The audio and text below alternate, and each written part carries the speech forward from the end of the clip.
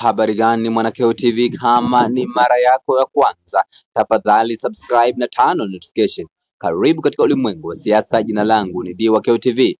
Makamu mwenyekiti wa Chama cha Demokrasia na Maendeleo Chadema, John Heche, kupitia jukwaa la mitandao ya kijamii ametoa malalamiko yake kwamba pasipoti yake bado inashikiliwa na jeshi la polisi. Ifahamike kwamba John Heche Oktoba 22 alishikiliwa na jeshi la polisi kwa tuhuma kwamba alienda nchini Kenya kwa kutokufuata utaratibu.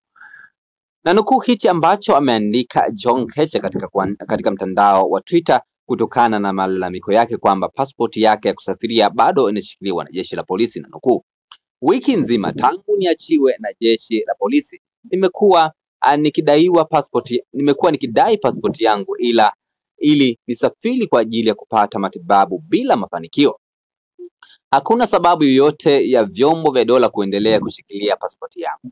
Nafanyiwa haya kwa sababu ya msimamo wangu wa kisiasa. Nimeona ni muhimu niwajulishe wa Tanzania na dunia kuhusu huu unyama wa kujaribu kuninyima haki yangu ya kupata matibabu.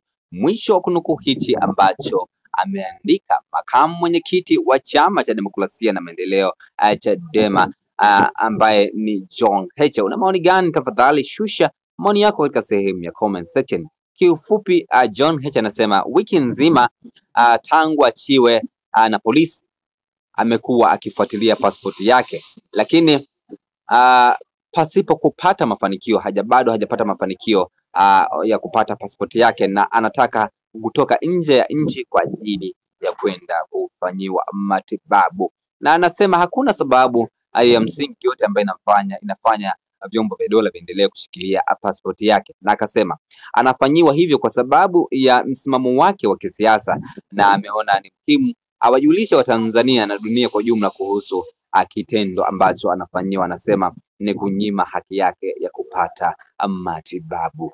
Una maoni gani kwa hichi ambacho ameandika makamu mwenyekiti wa Chama cha Demokrasia na Maendeleo Chadema, John Heche? Tafadhali shusha maoni yako katika sehemu ya comment section. Maoni yako ni muhimu sana. Jina langu ndio Mwanakeo TV. Tutana wakati ujao katika masuala ya kisiasa. Bye bye.